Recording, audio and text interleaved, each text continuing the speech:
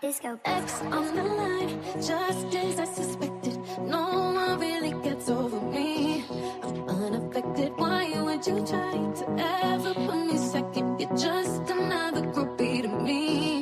No, I'm out here single, and I need some real. Now I got standards. If I fuck, I fail. I'm out here single. Tell me what's the deal. Now I got standards. If I fuck, I fail.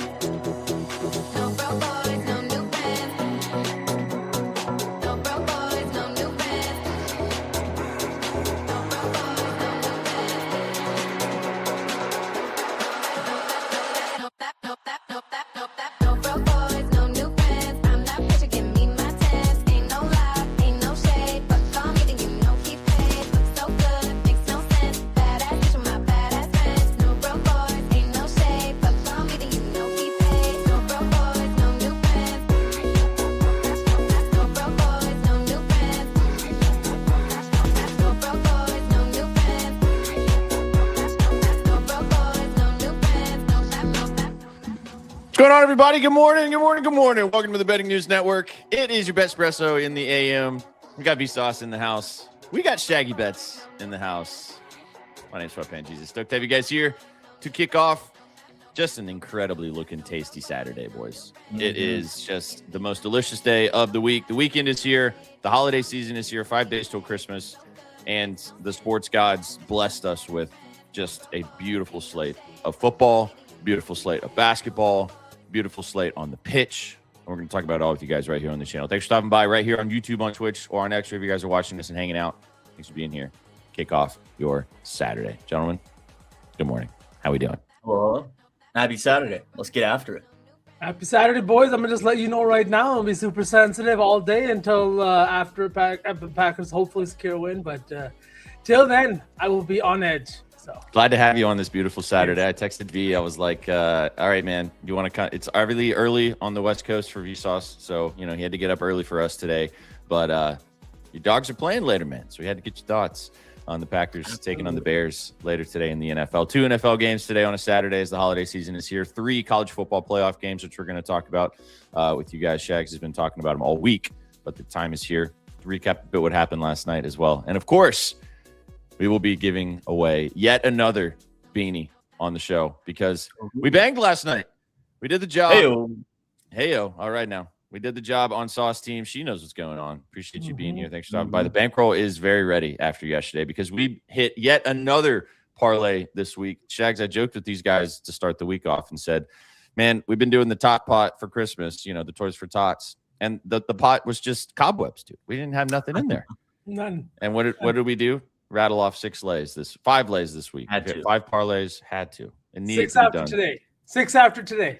Absolutely. 6 after today. So if you guys tuned in yesterday, thank you so much. Congratulations on smacking yet another parlay. More money added into the top pot, which we love to see. And I'm sure your bankrolls are feeling good about it as well if you tailed the parlay. So let's hit another one today. Give you guys lots of straights out there as well tonight. Yeah, exactly. We'll talk a little bit about last night since I kind of jumped into it. Crazy night last night in the sports world and also in just the world in general. I don't know if you guys saw this before we talk sports aspect, but did you guys see that Timmy Chalamet apparently is a rapper now? Dude, that was hilarious. That whole thing stemmed from something where on the internet, there's this UK rapper, SD Kid. And I guess he always wears a mask, and all you can see is just his eyes right here. So now theories were starting to circulate that, hey, Timothy Chalamet is SD Kid. And what did they do to dispel the rumors? They dropped a music video together. So I thought that was pretty fun. Guy's just on all kinds of side quests. He's killing it. Dude, White Boy of the Year, back-to-back years. Is that what's going on? Right? I saw a tweet that said him and at this point.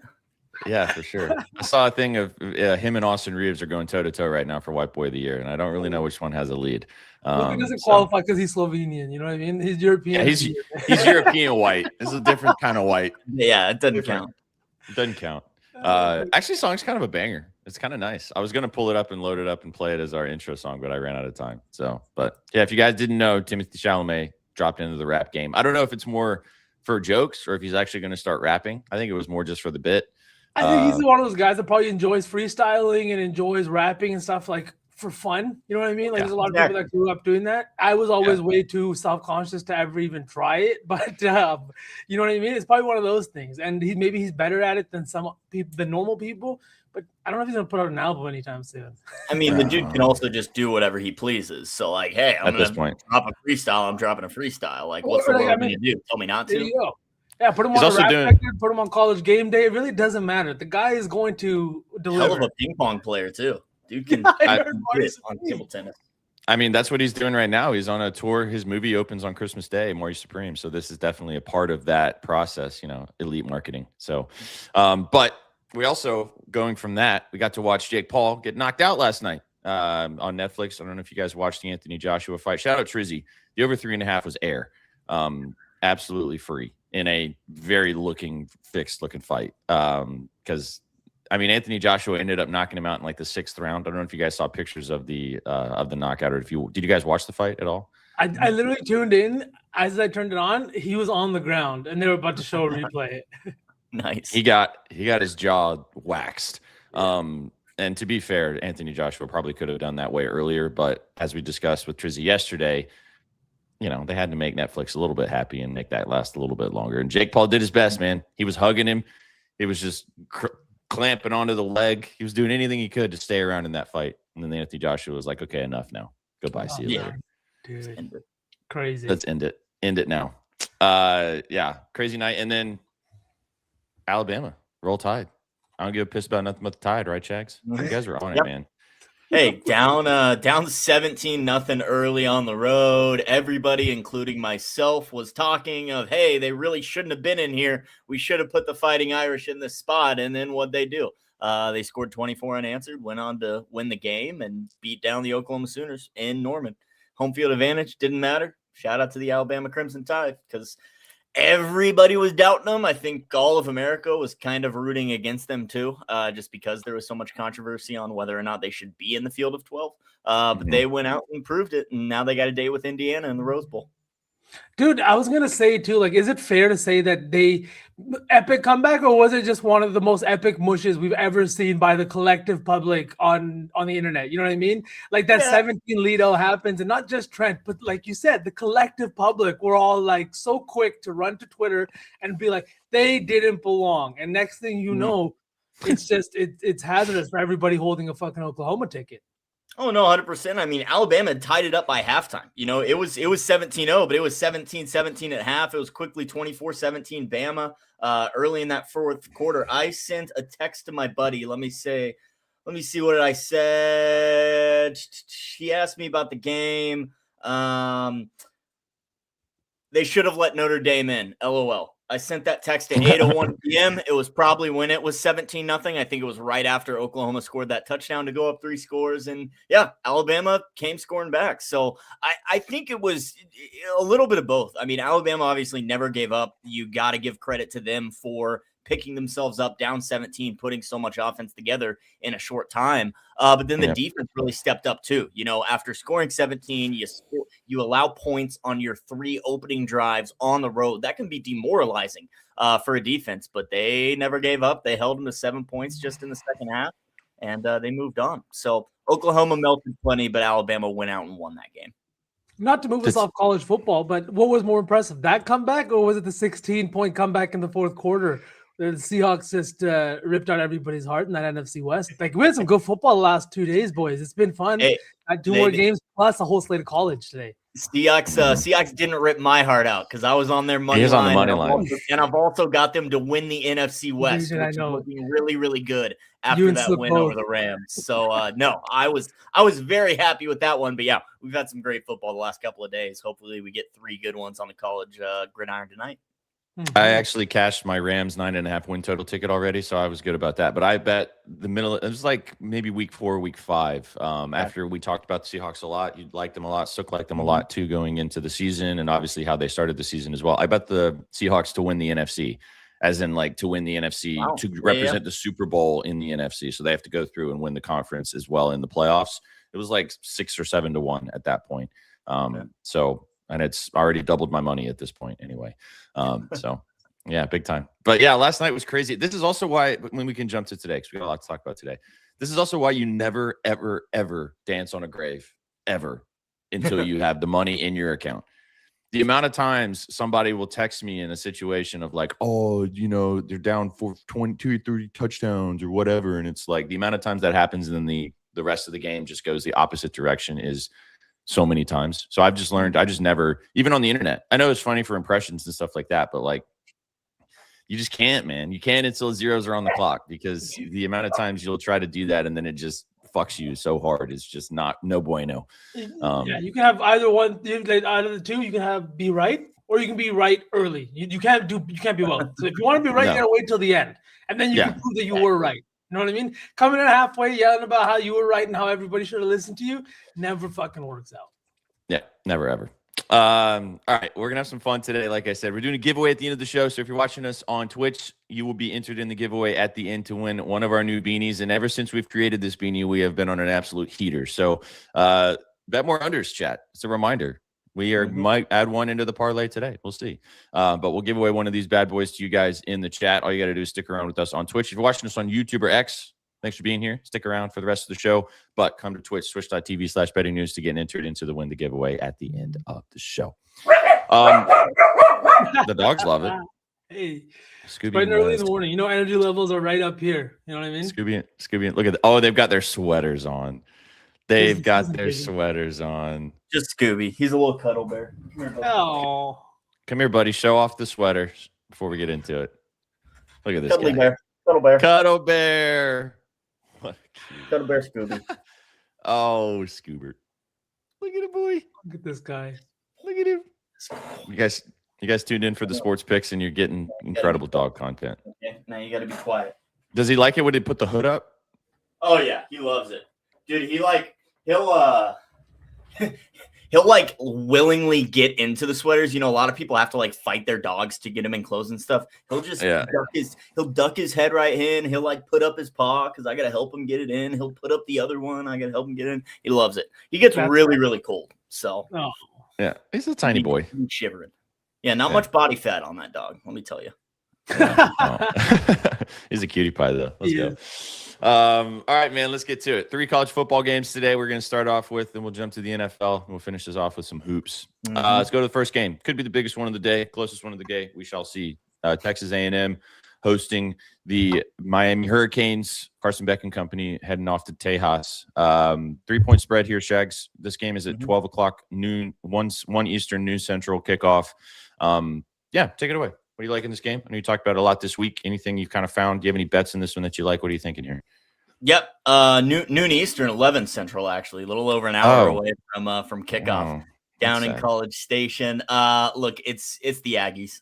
Colby laid the juice with the money line early, like -166. It's ticked down half a point because it opened 3.5. Now you can find threes pretty much all over the place. I don't think the 3.5, I don't think it's going to matter. I think the Aggies just absolutely roll. Miami has not had to leave the state of Florida often this season. They actually didn't have to until November. Their first game outside the state of Florida, they lost to SMU in Dallas, had to go to Virginia Tech and Pitt the rest of the season. Not scary places like Kyle Field and College Station. The Aggies have a great home field advantage. They're going to take advantage of it today. And I think the Aggies losing to Texas was arguably the best thing for them going forward in the playoffs. They lost to Texas. They were perfect going into that game, 11-0 on their way to play in the SEC championship.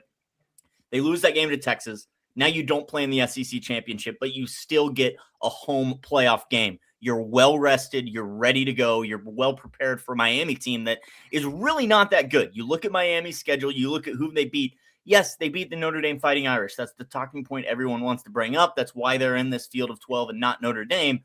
That game was in September. I mean, it might have even been in August, to be quite honest with you. It was the first week of college football season. It was so long ago. This Texas A&M team has been cruising all year long. One of the best defenses in the nation. I believe the best third down team in the nation defensively. So I just think they're going to shut down this Hurricanes offense. I think it's going to get ugly. I think it's going to be a dominating win for the Aggies. Again, I don't think the 3 or 3.5 comes into play. I think the Aggies win this by a touchdown.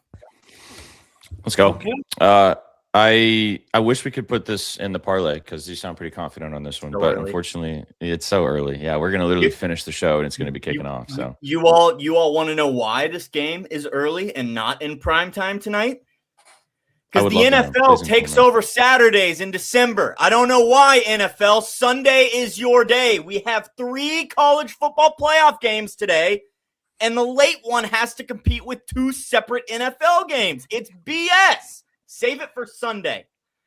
But yeah, I know it's been something that's been going on the last couple of years where the NFL there's always been an agreement till up until this date, no games other than Sundays. Exactly. And then now it's like it was unspoken. You don't play on Saturdays, but then over the last 3 to 4 years, the NFL's been like, like, fuck you guys. Like, we're going to do what we want. I guess there is like legislation that prevents them from doing so until the third Saturday? The third Saturday. I think it's the third Saturday of December is usually what it. So obviously they're going to, but that's why college football moved this game to the 11 a.m. start, because Kyle Field at night would have been rocking in College Station. But you don't want to compete with the NFL, so I get it. It's also they took over Christmas Day too from the NBA as well, and unfortunately they had to eat their crow because all the games on Christmas Day suck now.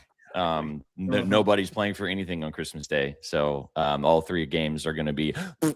So that's what you get, and the NBA slate's tasty as hell. So to add some spice to it, they should just three starters will be cut from each team that loses, like from either the offense or the defense. 3 starters will be cut. Thanksgiving has always been the NFL. Christmas has always been the NBA, and I'm not an NBA guy. You guys know that, but Christmas Day, that's the NBA, 100%. Yeah, you're a purist. You're a purist. Shags is a purist at his heart of hearts. Yeah, he's also down to shake it.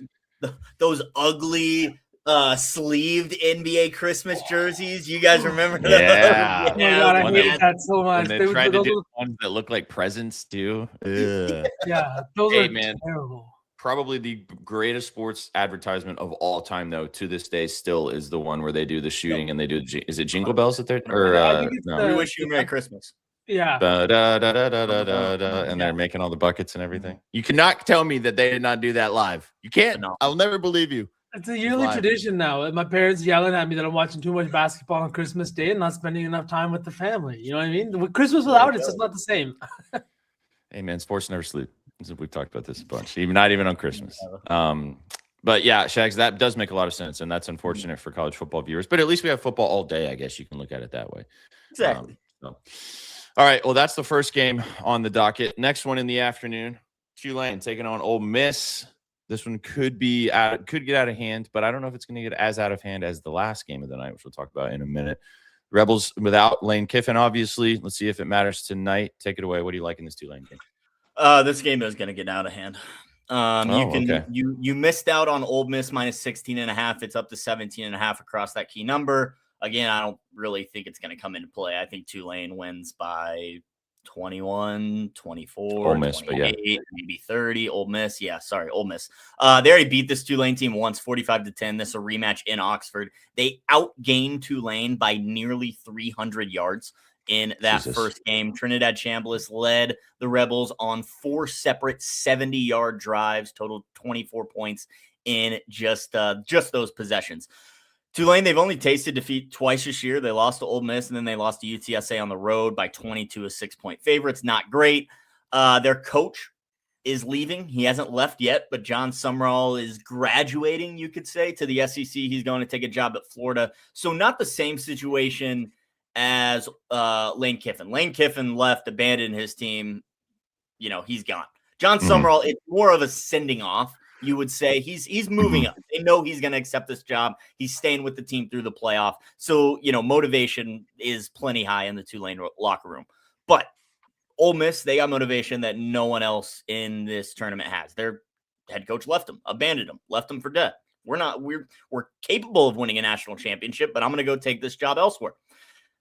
The fire that could have been ignited in that locker room when that happened is something that I don't think any opponent should want to see on the football field. This Ole Miss team is going to be very dangerous. I think they're going to start off hot, aggressive, leave Tulane in the dust, and then just prepare for the rematch against Georgia in the next round. I've got Ole Miss's first half team total over 20.5.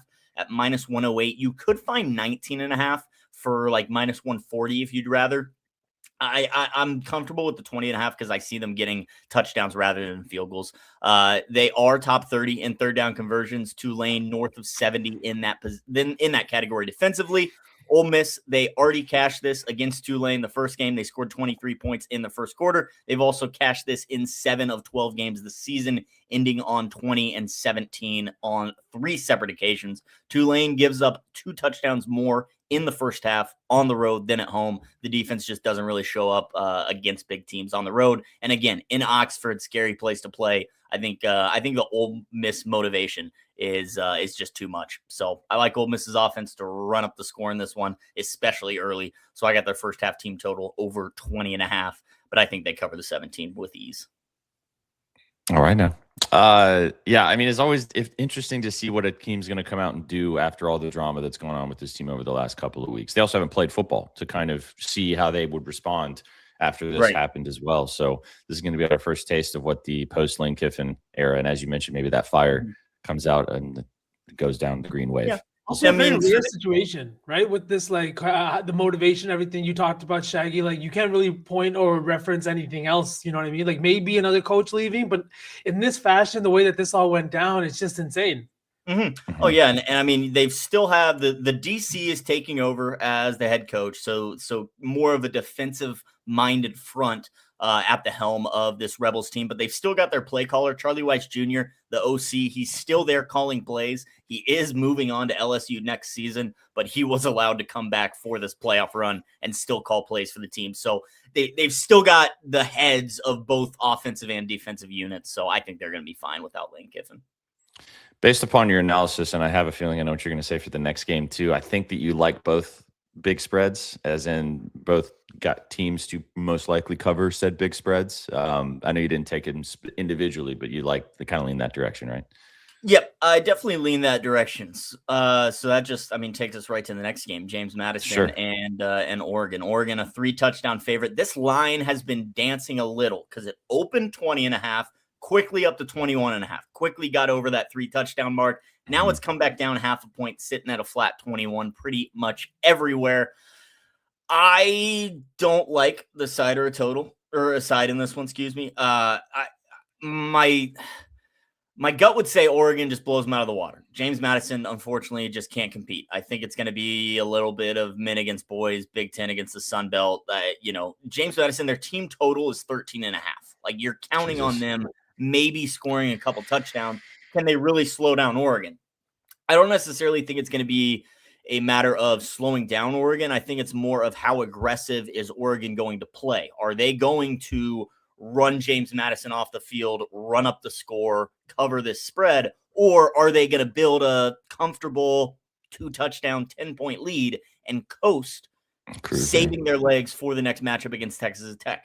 I kind of am going with the latter route, which is why I took the under at 49.5, which, as you can see, down to 45.5. I'll be honest, I think the play now is James Madison plus the points, to be quite honest with you. The under 45.5 scares me just because, 35-10, that stays under. That's Oregon covering the spread. 35-14. There's James Madison covering the spread. It's over this 45.5 number. It's under my 49.5 number. This total has ticked way down. Started at 51, 50.5, 49.5. That's where I finally snagged it. Now it's down to 45.5, but the spread hasn't moved at all. It's ticked a half a point, 1 point. So the total's lost 6 points. Oregon hasn't gained any on the spread. James Madison hasn't gained any on the spread. I kind of think that's a little telling towards James Madison covering this number. And my whole thinking is Oregon's going to be aggressive. They're going to build that 2-possession lead, 2-touchdown lead, and then coast. I don't think Dan Lanning is going to give the Red Raiders everything in his playbook. I don't think he's going to give them all the tape possible to prepare for the next round, which is why I see Oregon kind of taking their foot off the gas, offensively at least, which is why I think this game stays under. So I think right now at the current numbers, the play is James Madison plus the points. But as you can see, I'm riding with the total at under 49.5. 45.5 definitely gives me some pause on that under, though. Yeah. And I mean, it's 45.5 in most places that I'm seeing as well. So it's pretty wide across the market. And like you mentioned, there's been a lot of these, especially these bigger games with more standalone type of situations where that type of move, a 4 or 5 point swing, how many times does it fall right in the middle, Exactly. So like So- if I was sitting at under 51.5, I would maybe be looking to middle this at over 45.5. The problem with backing it over is, again, how many points do you see James Madison scoring? I don't see them scoring more than 14, maybe just 10, maybe just 7. I don't think that's going to be enough to get over the total. Question is it going to be enough for them to cover the 3 touchdowns? How much is Oregon going to score? Yeah. You can get 20.5s out there too, depending upon if you want to shop around a There are skosh. 20.5s. Okay. I'm You can seeing get one Oregon right under that cusp then. All right. Mm-hmm. Yep, I am. Or you can go with the team total. From Chewy for Oregon. That's a lot of points, man. Holy. I looked at that too, and yeah, that just worried me a little. Again, I don't know how aggressive Oregon's going to be if they're up 21-0 at halftime. Like, they're not going to come out looking to put up another 21 points in the second half. They're going to just run the ball and play good defense. Yeah. So as we cap this off, and then we'll talk NFL games today, because as you mentioned, the NFL just decided to spray their seed into Saturday action and have 2 games today to discuss. If both G5 teams today go out and get dog walked, like Blues by 3 to 4 touchdowns, do you think that will be enough? Maybe, I mean, this is probably already going to happen in the offseason anyway with all the G5 and all the conversations about getting into the playoff and everything like that. If the results today are so one-sided and so lopsided, do you think that will sway the movement next season of G5s not being included possibly in the bracket, or do you think that will change the minds of anybody? I think it's going that way regardless, to be quite honest with you. The common feeling that at least I can kind of tell from most fan bases, regardless of who you cheer for, is we want the best 12 teams playing for the college football playoff. If you're going to have a field of 12, we want the 12 best teams. On the College Football Playoff Committee's official website, it says technically that's what they're doing, is picking the 12 best teams. You're never going to get that if you have this criteria that you've got to meet in order to pick those 12 teams.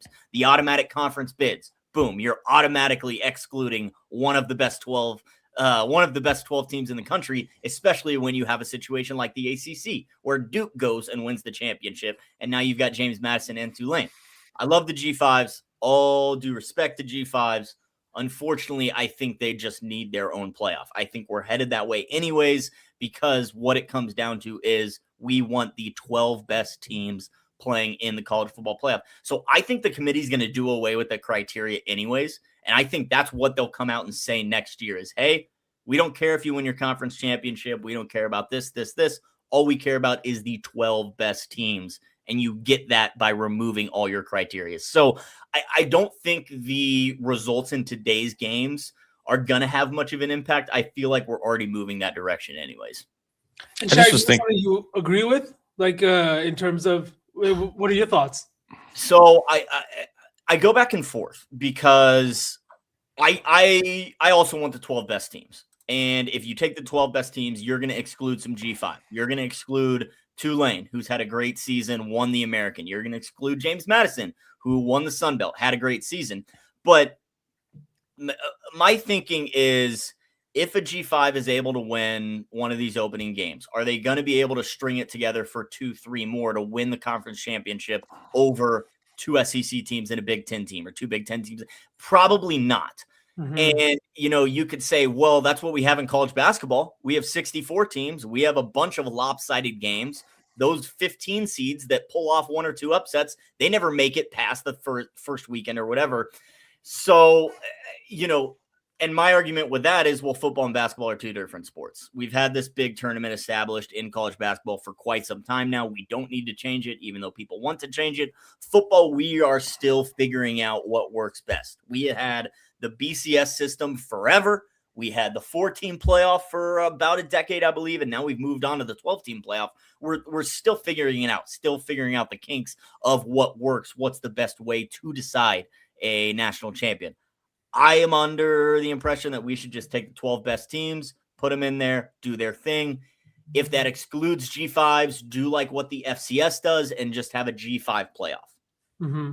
I kind of agree with you, though, especially with what you said about like basketball versus football. Two completely different sports. You can see some team have a bad shooting night, and no matter how athletically gifted one team might be, the other team might have a chance that day. Whereas you're looking at a few SEC teams, and these boys are just that much bigger than the dudes. You know what I mean? Exactly. Like the Georgia Bulldogs. Come on, dude, especially with NIL money, like Yeah.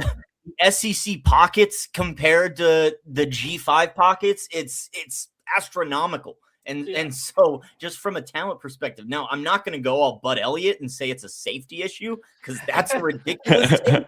But like it's just at some point it becomes men against boys, and we've seen blowouts in the college football playoff between two Power 4 teams, so it's gonna happen regardless. But I think that just goes to show you there is that much there's that much range in the talent level of these college football D1 teams. Prendy, great question. G5 means group of 5 because there are 9 FBS conferences. You've got the 4 Power 4s, Big 10, SEC, ACC, Big 12, and then your other 5 are the group of 5: Sun Belt, American, Conference USA, Mountain West. ACC? No, ACC's Power 4. American, Sun Belt, Conference USA, Mountain West. There's one more. I don't know. Can't think of it. Mountain West was my only pool there. Sorry. No, I only have one pool. Good pool. But that's the G5, Prendy. Yeah. Okay. If Crutch were in here, he would know exactly who it is. I'll have it for you in a sec. Also, just to bring this up as well, Mac! How did I forget the Mac? Oh, Maction. So those are the G5s: Mac, American, Sun Belt, Mountain West. Oh, now you're forgetting the other. Whatever other one I just forgot. The other one. That's funny. So retired Kobe. Hello. Kobe's no longer with us. He's retired now, apparently. Texas A&M. There you go. Let the spread if you want. Take the money line in a parlay if you're feeling frisky, but there you go. Is Texas this like A&M. Doing horns down? You do the U down? U down? Sure. U down. It's going to be a beautiful day in Florida. No hurricanes. That just reminded me of the Wagner brothers handshake. I don't know if you've seen it, Chad. Have you seen that, Shags?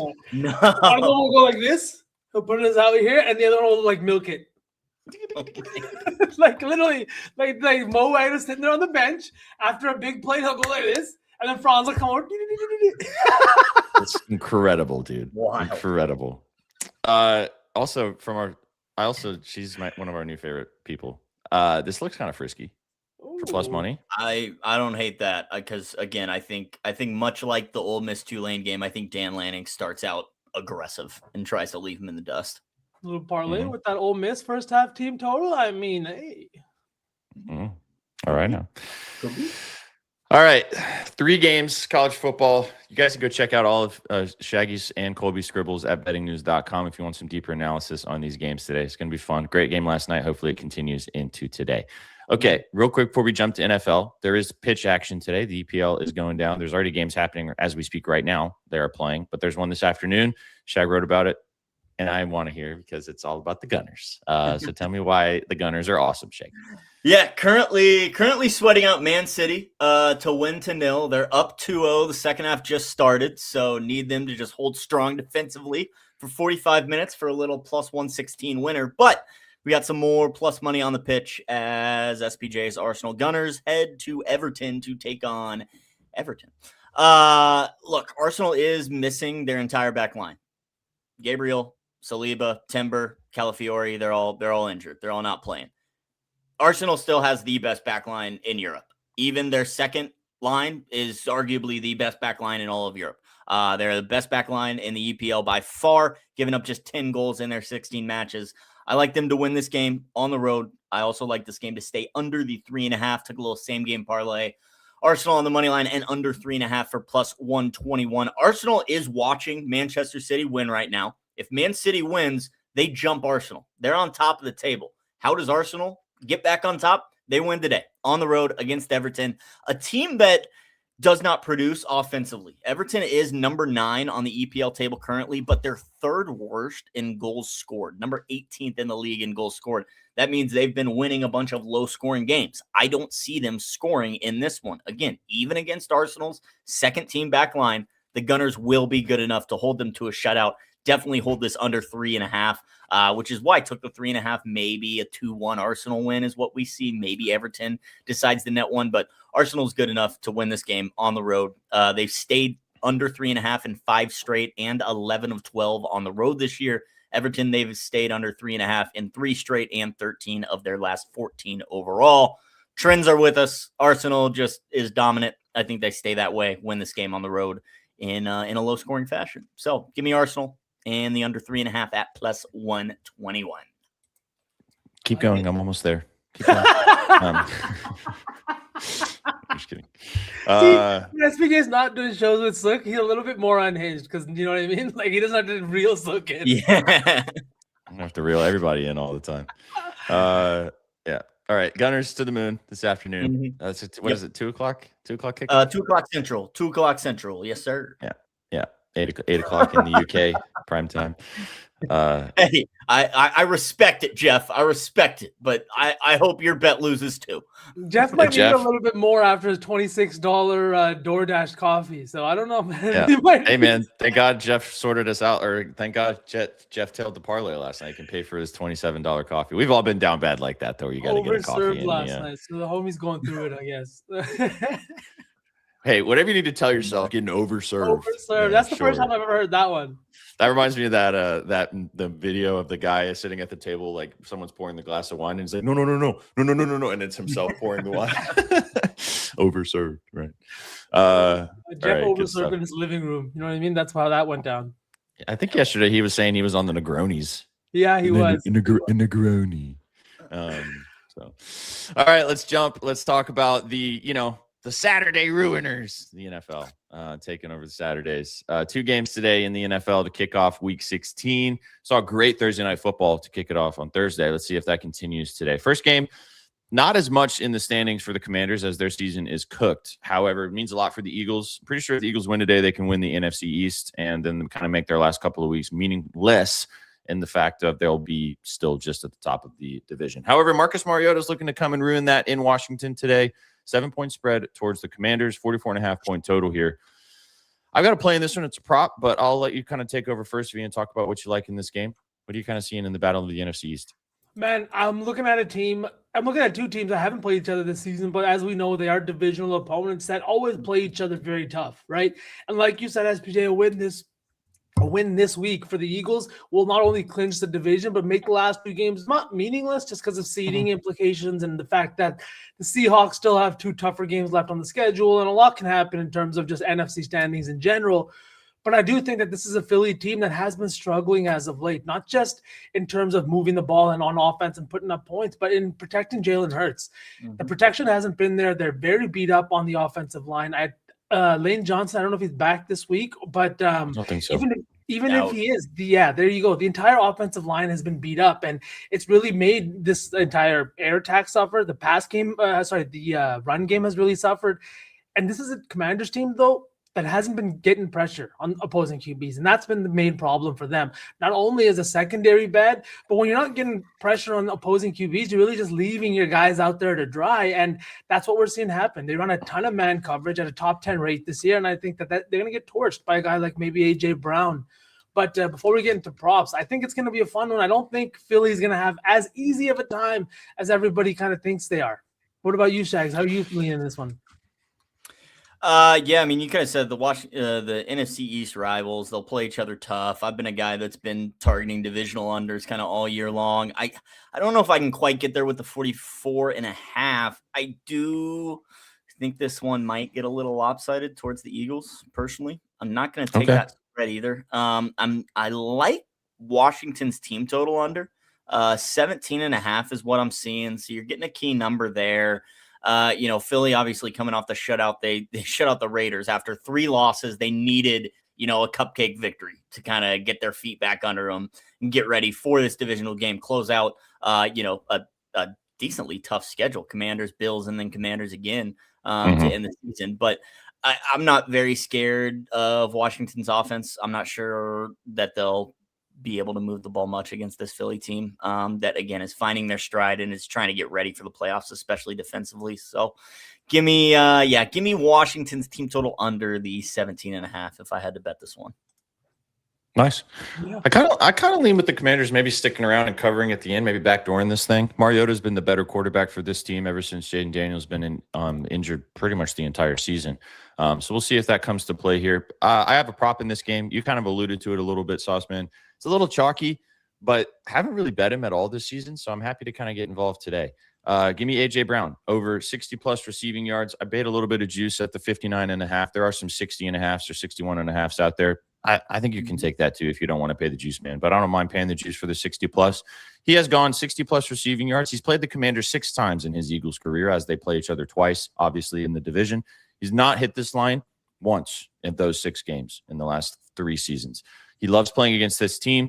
He has hit this, obviously, in 4 straight as well against the Washington Commanders. A lot of those games being a lot more competitive in comparison because the Commanders obviously were good last year. 97 receiving yards against them in their matchup last season. He's had 130 and 175 yards in the season prior against this team.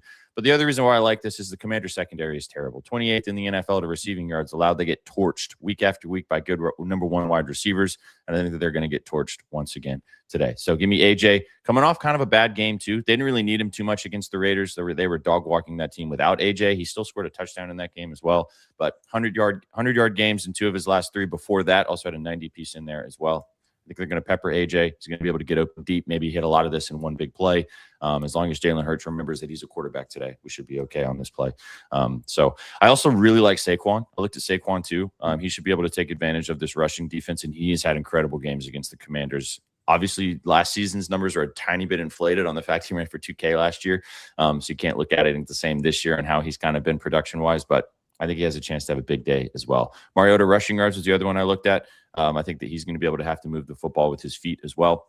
I think 25 or 26.5 when I was looking at this a couple of days ago was the number. Didn't end up betting it individually, but I think Mariota can definitely get some stuff on the ground for this Commanders offense. So, but officially for me, AJ, give me the AJ receiving yards. Love it. I like the ladder too, up to 100 if you want to get frisky. Woohoo. Yeah, I like that a lot too. I was going to talk about another wide receiver in this Philly wide receiver room, Devontae Smith. His longest reception is sitting at 23.5 yards of plus money, and it's pretty high. But like I said, this Commanders team does nothing to get to the quarterback. And because of that, it's just going to give Jalen Hurts an obnoxious amount of time in the pocket. And when he has time in the pocket, he's actually a pretty decent quarterback. Now, he's not going to hit you in stride. He's not going to hit you with a 50-yard deep ball, but he will get you a 25-yarder and a little bit of yards after the catch, especially against a Commander secondary that we know has been absolutely just piss poor, both from the slot and from the outside.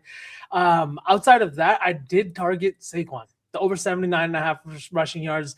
Yep. Sitting at plus 104, I had to tap in here. This is just a line where we're looking at Philly as a 7-point favorite on the road. If they are going to play with a significant lead for like a significant portion of this game, they're going to want to run the ball. Saquon has not been good this year. He has been averaging less than 4 yards per carry, 67.1 rush yards per game.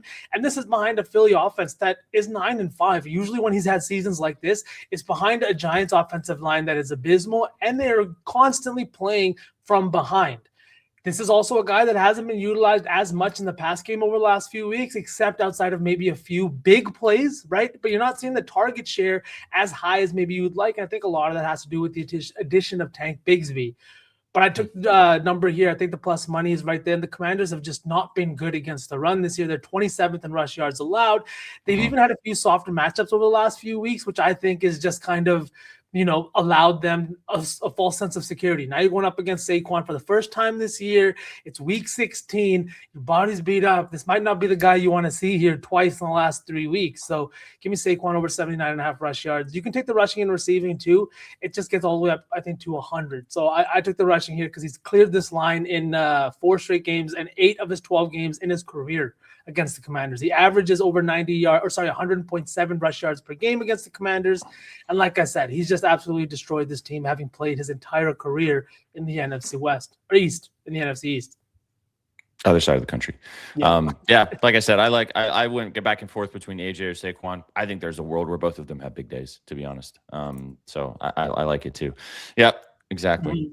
Okay. Anything else on this one? Then we can turn the page and talk about probably what's going to be maybe the more competitive and better football game today in the NFL. Be nice, please. Just kidding. Shaq, get the tomatoes out. Bears, Packers, huge game in the NFC North as the Bears are hosting the Green Bay Packers coming to town. No Micah Parsons, obviously, as he is on the shelf with his ACL tear. And the last game against these two teams just a few weeks ago in Lambeau was a great game. We'll see if we see the same today in Chicago in the Windy City. 1.5-point faves are the Chicago Bears here. Packers 1.5-point doggies. 46.5 is the total. I'll let Shags talk first since I'm going to let V finish this off. Shags, what are your thoughts on this game? Big matchup, obviously. Standalone football game on a Saturday night that you talked about that the NFL took over. At least we got a good game to take over into that slot. Should be a good one. What do you like in this game? Yeah, I'm struggling with geography right now. Is this Lambeau South or Lambeau East? I love this man. I love this man so much. I Lambeau South. Yeah, okay, Lambeau South. Yeah, Lambeau South, we'll call it. When's the last time the Bears beat the Packers at Lambeau South? It hasn't happened in the Jordan Love era. It's 2018. I looked it up. 2018 was the last time the Packers lost at Lambeau South. They're catching points. I got the Packers to win the North. They already beat this team once. Basically, the game to decide the division. Leave the points at the door. Packers outright. Wow. Now you can get V to keep going. I knew who I was going to be on the show with today. Come on now. So if Danny would have been here, you would have been swinging the other direction. He's a man of the people. You know what I mean? He's a man of the people. Man of the people. Absolutely. Hey, Shags, maybe you can talk about this a little bit too before we get more into the game. The splits. Have you looked at the betting splits and how much money is on the Bears right now? It's absolutely an obnoxious amount. Looking at just both sides. Yeah, we're looking at have it up right here. 74% of the handle is on -1.5. 82% of the handle is on the money line, and it's the same thing with the bets. 62% of the bets are on the -1.5, and then 60% on the money line. This just feels like, even if you're looking at Circa, it's the same kind of thing. You're seeing a heavy handle and bets amount towards that side, and I don't know. Like I've never seen Vegas just giving away free money. No, of course not. Well, and it looks like this line has like completely flipped. Is that correct? I'm seeing the Bears started out as almost 3.5 field goal dogs at home. It's gone all the way the other way. They're given 1.5. I think I even saw given 2 at some books. So yeah, I mean, people are buying in on the Chicago Bears. I don't know though.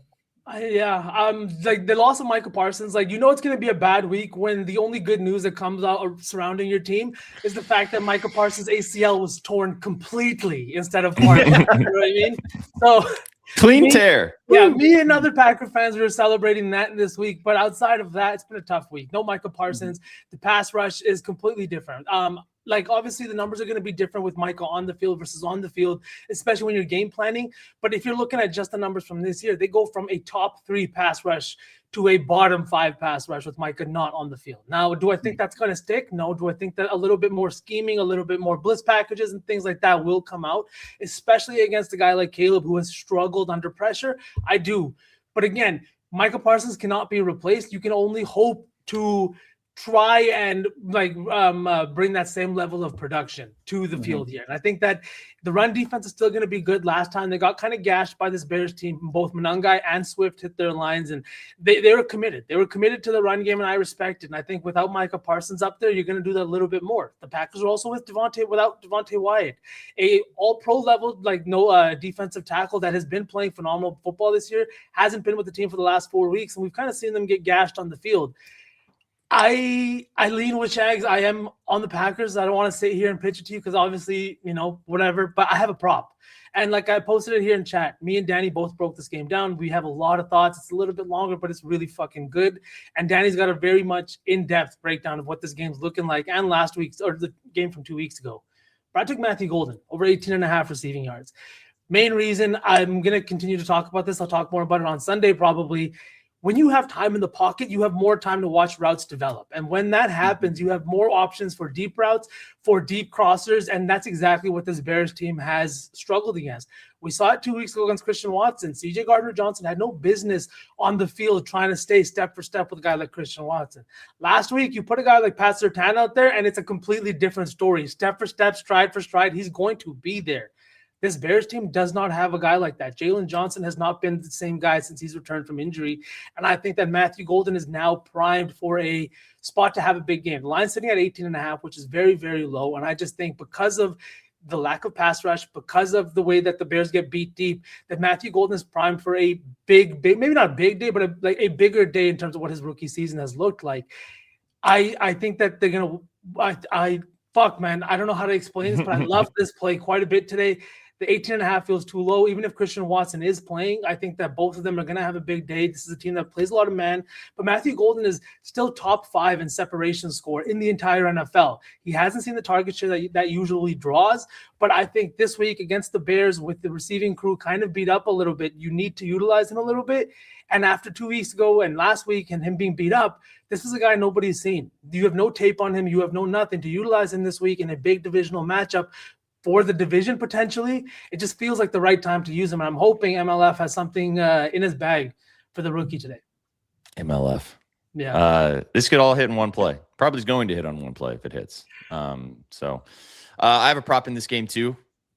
I'm getting to the point where we might have to put the Packers money line in our parlay today. No, not again, please. Not again. Not after fucking last Sunday. Just for my own well-being. I can't. They did sell us. Not for the show parlay. I have no strong opinions either way. I think the Bears, I feel like the Bears win this game, but I could totally see the Packers winning. Nobody wants, as chat's kind of talking about, everyone's on, oh, Micah Parsons gone, Packers are done, blah, blah, blah, and everybody loves being on the sexy Bears. But I mean, it's a tough spot when you are not the dog anymore. You know what I mean? You are the team that has to come in and do your job. And all the pressure's on the Bears today, whereas the Packers aren't supposed to win. They just lost their, their best defensive end. They just lost their best defensive player. So, but nothing matters until 5 p.m. today, boys. Yeah, we'll find out for 5 p.m. Pacific for you. You touched on this. I took DeAndre Swift over 51.5 rushing yards in this game. The line's too low. 60-plus rushing yards in 3 straight matchups with the Packers. He had 63 in the game, like you just mentioned. Him and Monunga had good games on the ground against this Packers front. Bears have been awesome running the football, one of the most efficient rushing attacks over the last 4 weeks of the season in all of the different statistical categories, EPA, et cetera. And I think that they're going to be able to utilize that once again today. I don't think that this game's going to get out of hand to the fact they're just going to be slinging it everywhere. Ben Johnson wants to run the football, and he's using Swift and Monunga to do just that. So this line's just too low. I'm seeing some 52.5s out there as well. I think that's the best price you can get right now. Obviously, that's fine. I like it up to 60. I like it up to 65 or even 70 if you're feeling frisky. I think that he has a chance to have a good day on the ground. Swift is kind of more of the pass-catching back, but if you've been looking at the Bears' splits on running, Swift is actually the one that's doing the lion's share of the carries. Monunga is getting a lot right now, too, just because of how efficient he is. But Ben Johnson's liking utilizing both of them. He's probably in the back of his head going, I've got my Gibbs and my Montgomery now. What can I do? How can I make it happen? Yeah, I like that. I like that prop quite a bit. Danny's also staff article play is in this game. So the staff article will come out a little bit early this week, Chad, obviously, as the 2 NFL games are happening today.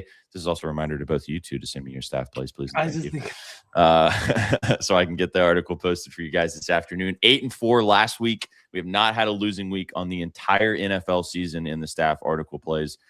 I will probably go this week into it and find out how many units we are up specifically. But we've had like 108 winners and only like 60. I can't remember the math, but we were above 60%.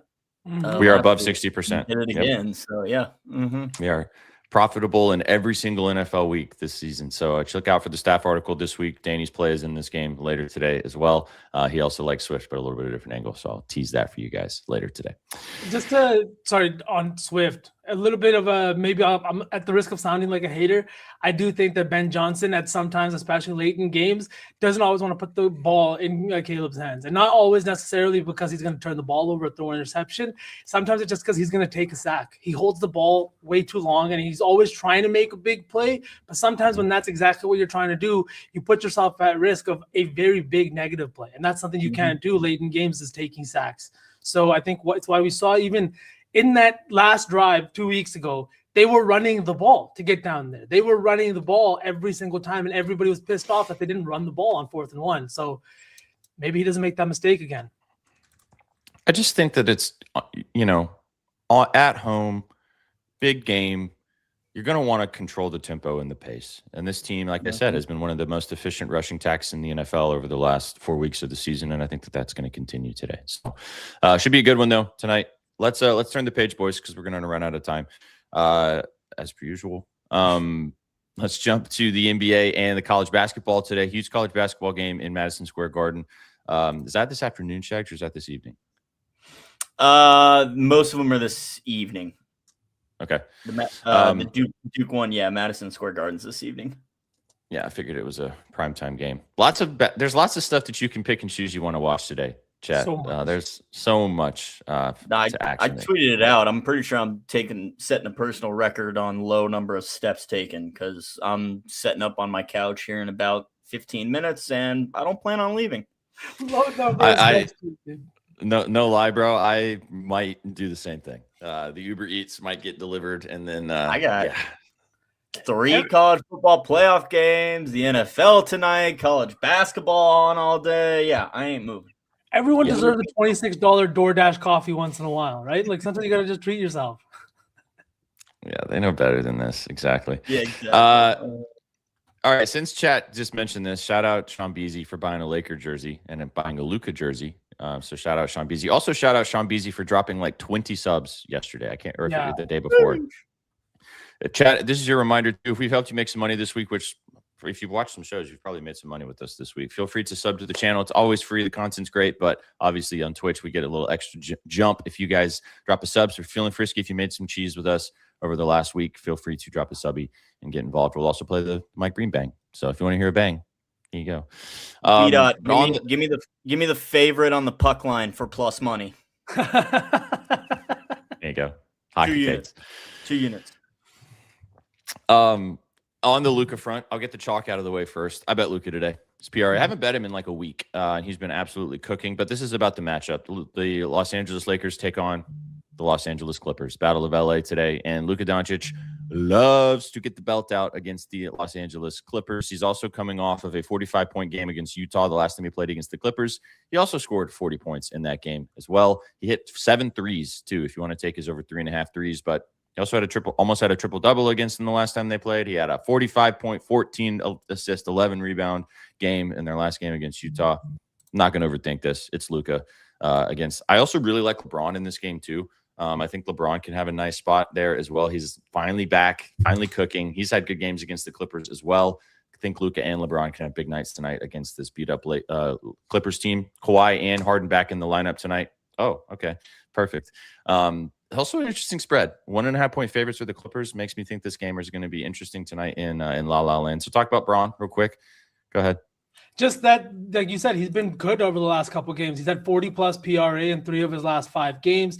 The fact that DeAndre Ayton is still out of the lineup makes me like his rebounding upside even more, especially with a guy like Zubac on the other side. You're going to need to limit the offensive glass, and a guy like Jackson Hayes just isn't doing what you need him to do on that side of the ball. So I'm looking at a guy like LeBron. He had 7 rebounds in back-to-back games now. He had 10 assists the other night too, and he had 15 rebounds in that game against the San Antonio Spurs, right? This is a team where I think the Clippers suck. They just suck, and I'm going to fade them every chance that I get, as long as it's not looking like a blowout and the 1.5 point spread fucking feels weird, but does that mean the Clippers win? I don't know, but give me LeBron, PRA. Yeah, I like it. Do you look at the double-double, almost 2-1? That felt like a nice sprinkle as well. I saw it plus 210 the other day when I bet his PRA in the game right before this. And I didn't bet it. I was like, oh, it's sus. Why do it? Blah, blah, blah, this and that. Near triple-double. I was so mad. Free. There's going to be a game soon where him and Luka and LeBron have triple-doubles together. It's going to happen soon. I hit that Luka triple-double, AR double-double in the same game earlier this year. That was nice. There you go. It's probably going to be SGP. with AR out. It's going to be on the shelf. It's going to happen soon. One more play for me in the NBA. Huge NBA slate tonight. We'll have some more stuff on the timeline. I haven't gone through every single game yet, and there's some really nice matchups this evening. So be on the lookout. Post some stuff on the timeline. All the games are tonight as well. But the other play that I have, Shags, you're like this poll as a guy who loves college basketball. It'll be a nice little transition. Great. Kind of found my new guy that I like to talk about that no one really talks about now, although a bit more people are talking about him now in comparison to what was happening earlier in the season. A guy who was known in the college realm, but is now becoming a lot more popular in the NBA realm. Cooper Flag. Maxime Renaud, yes! 22.5 points The and rebounds. Frenchman. Minus Let's 115. go. The Kings taking on the Trailblazers in a back-to-back situation where they just played the other night. Now, Denny's is probably open late, chat, so let's not overthink this. So I'm not going to sit here and sell you guys on Denny. However, Maxime, I pitched it to V a couple of times. Learn the name, chat. This kid's got ball. He can hoop, man. This kid can play. He's finally getting an opportunity with the Kings. They don't have Drew Eubanks in the lineup anymore either. So in their last game against the Portland Trailblazers, he played 36 minutes, 29 points, and 11 rebounds.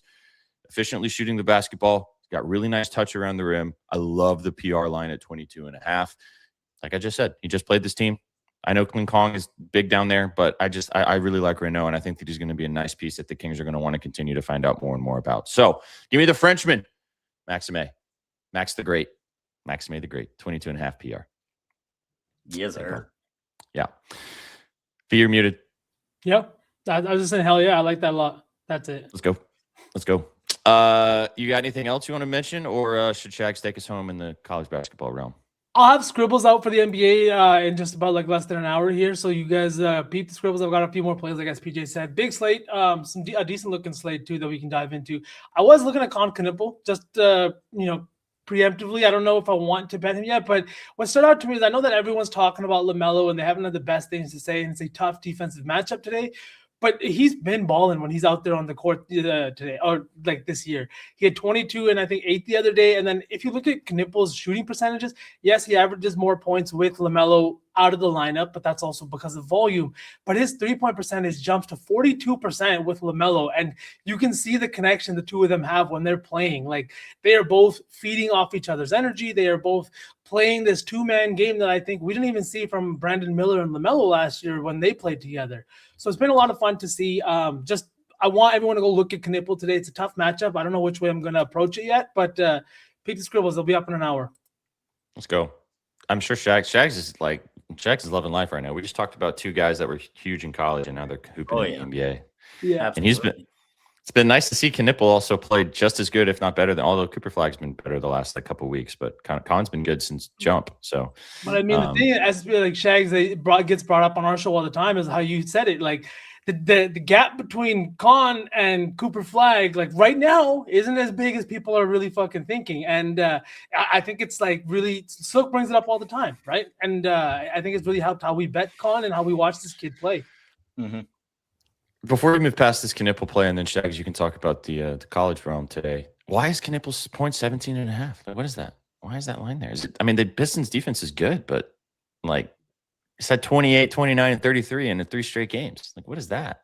I think the Pistons play a perfect blend of slow pace offense and really good defense that really limits both like possessions for the opposing team and makes each possession that much tougher. I think that's a little bit why, but I mean, like I said, I'm probably going to dabble. Yeah, as you should. Okay, huge NBA slate. As V said, you can peep the scribbles later today for all the games that are going down. Jokic and Sengun going head-to-head this afternoon as well. That's going to be a good one. So nice matchups on the NBA. Again, what a day of sports. Shags, take us home. Tuck us in. What's going on in MSG tonight? Yes, sir. Duke and Texas Tech going head-to-head at Madison Square Garden. The Blue Devils already have a win in this building this season. They took down my own Kansas Jayhawks in the Champions Classic in this building early in November. So, they're familiar with the territory. They've been perfect all season long, 11-0, 4 ranked wins. The last 2 have been a little bit closer than they've wanted to. They beat number 15 Florida by just 1 at home. They took down number 7 Michigan State in East Lansing by 6. That's a very good win because that Spartans team is very, very good. And now they face a Texas Tech team that hasn't really shown up in their big games. Their 3 ranked games this year, they've lost all of them. They lost to the Illini on the road. They were embarrassed by Purdue in the Baja Mar Championship in the Bahamas, and then they lost to Arkansas in Dallas on last Saturday, actually, in what was really felt like a home game for Arkansas. Must be a lot of alum in the DFW area. Regardless, Texas Tech, you're outmanned here. Duke is just that good. JT Toppin and Cameron Boozer going head-to-head is going to be a phenomenal matchup. But we are going to back the under here because we got 2 teams that play slow. Duke is going to control the pace. They are a little bit faster than this Texas Tech team, but both teams very, very rock solid defensively. Texas Tech should know they're outmanned. You're just not as talented as this Duke Blue Devils roster is offensively. What you can do is keep this low scoring, try to keep it a defensive-minded game, and maybe you have a chance to win or even cover the spread. Duke Blue Devils, 9-2 to the under this season. They went over in a game against Army where they scored 114 points, and then they went over in their last game because they let the Lipscomb Bisons hang around for way too long, had to play with some urgency and score 97 points to win that game. Duke, they're 179th in pace. The Red Raiders, they're even slower at 229th. Tech is just 6-5 to the under, but they did stay well under against Purdue, a team that's very comparable to Duke in terms of talent level and style of play. Purdue, a team that is very efficient offensively, but really likes to slow things down. That's what the Duke Blue Devils are going to do today, keeping this one well under the 154.5 that I got. It opened at 150. It's ticked up. Maybe I should be worried about that, but I'm really not. I don't think either team scores 75 here. Duke wins a low-scoring one in Madison Square Garden. Like SPJ always says, miss your free throws. Miss your free throws. Miss them today. Miss them today. Please and thank you. More on that. Exactly. All right, I see you got a few more in the college basketball room. You want to rattle them off, and then we'll cap things off? Several more. This one is probably actually my favorite bet of the day, as you'll see, because I took their money line as well. Whoop Big Suey. We are back in the Arkansas Razorbacks against the big bad Houston Cougars in New Jersey. Both these teams a long ways from home, but Arkansas's had the benefit of traveling more this year. Houston has struggled outside of their home gym, which I think they're going to today against this Hogs team that is good. This Hogs team is good. They're led by freshmen. We're going to have 2 of the best freshman point guards in the country going head-to-head. Darius Acuff for Arkansas, one of the best freshmen in the country, period. And then you've got Kingston Flemings on Houston's side, who's definitely one of the best freshman point guards, probably a top 10, top 15 freshman overall, but one of the best ball handlers. Those 2 going head-to-head, going to be phenomenal, but you've got 2 very differing tempos. Houston loves to play slow, loves to run their sets, take up the entire shot clock, and get in your face defensively, whereas Arkansas also gets in your face defensively, but they turn that into steals and fast breaks and layups on the other end of the floor. I think Arkansas is just that good. I think they're going to prove to everybody that they should be talked about as one of the top teams in the country. You've got John Calipari, obviously, at the helm of it. And even against this Houston team that is known for defense, I think Arkansas is going to speed this thing up, give them more possessions, but Arkansas has the better offense. They have more options scoring-wise. They have better, just more talented, pure scorers on their side too. So I really like Arkansas to win this game, pull this upset. I got them at the +4.5. I got them outright at the +180. They're a top 15 team in terms of free throw rate defense. So Houston not going to spend much time at the free throw line. I like the Razorbacks outright at the Prudential Center in New Jersey this afternoon. Okay. I feel like this might be what you want to put into the parlay, but we'll get there in a second. This is the one, easily. This is it. I was gonna try to maybe find an under, but we can talk about it. Talk about it?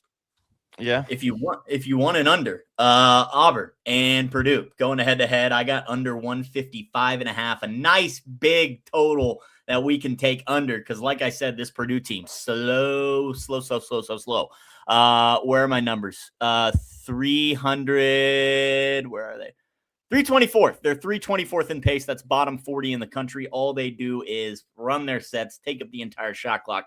And I haven't really been impressed with Auburn, to be quite honest with you. They don't wow me. And I think this Purdue team defensively is going to really get in their grill and keep this game low scoring. They're going to control the pace. They're not going to give Auburn as many offensive possessions as they're used to put up all those points that Auburn is capable of doing. So I like Purdue to win a very low scoring game. I don't think either team reaches 75 in this one. I think Purdue wins it 70-60. I think we stay well under this 155.5 number. This Tigers team, Auburn, lost to Michigan 102-72. They lost to Arizona 97-68. Purdue comparable in talent to those teams, but not in pace. The reason Michigan and Arizona put up 102 and put up 97 is because they run and are fast. Purdue's going to be just as dominant, but they're not going to be as fast, which is why I see this one staying well under the 155.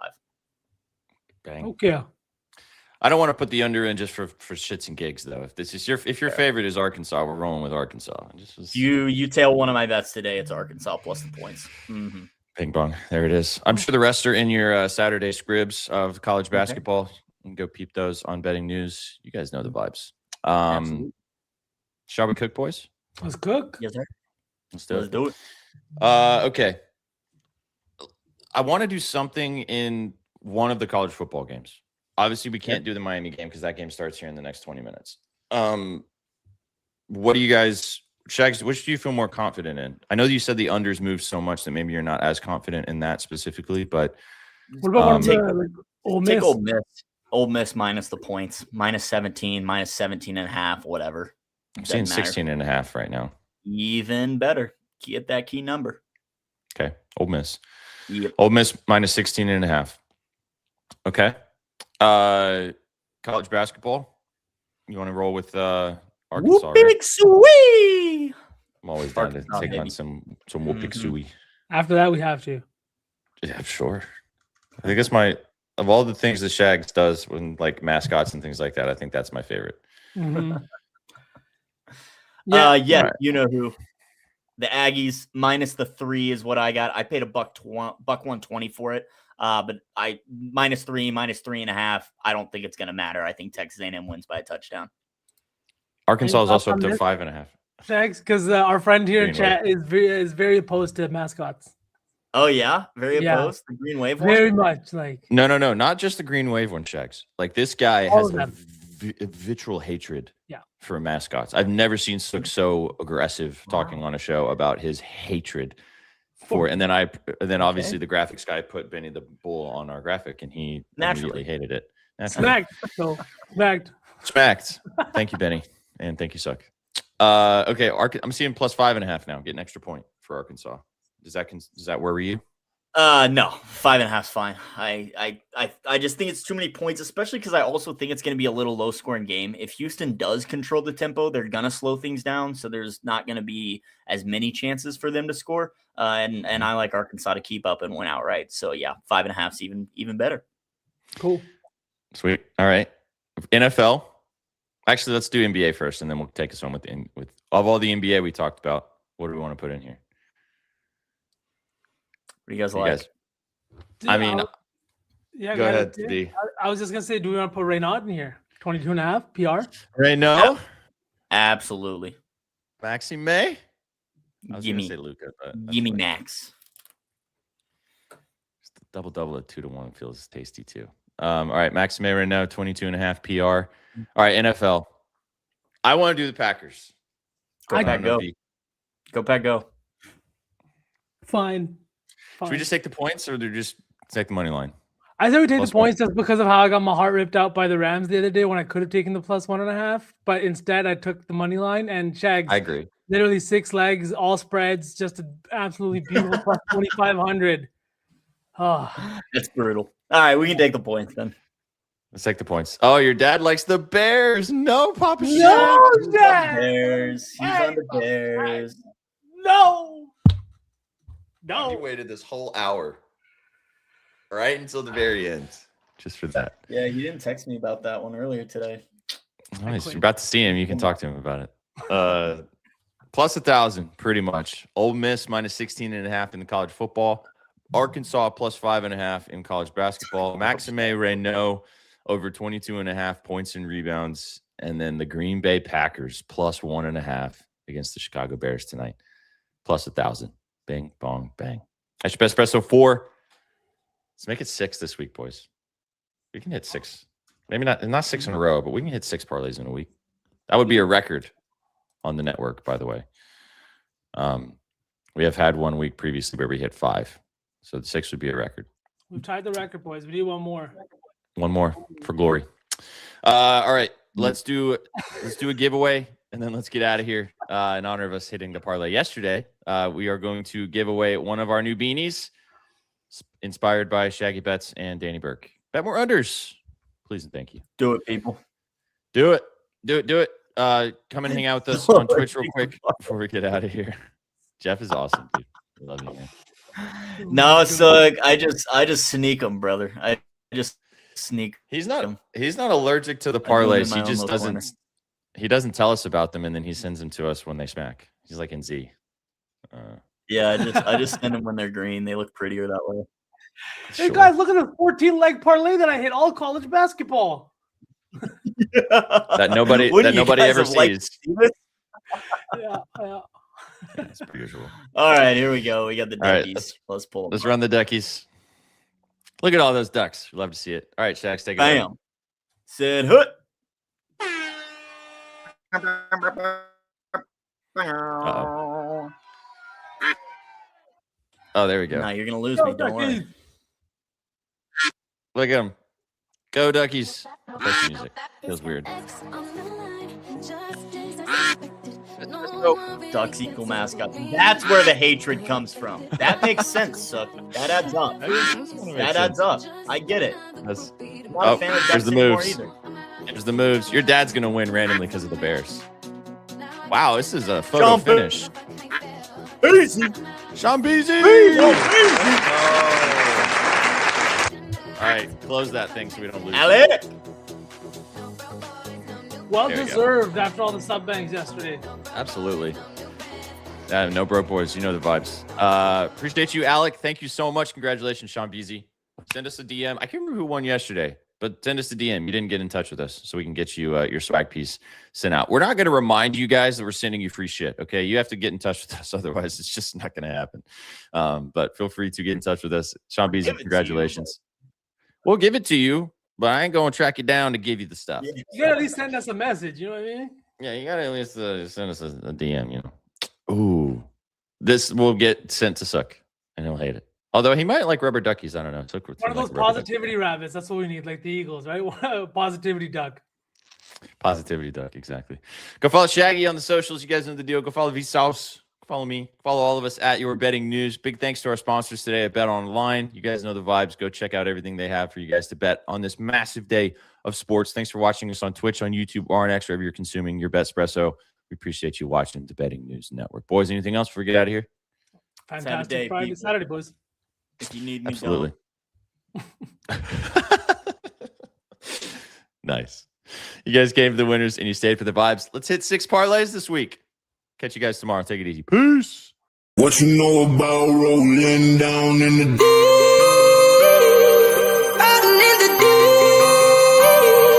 Down in the deep.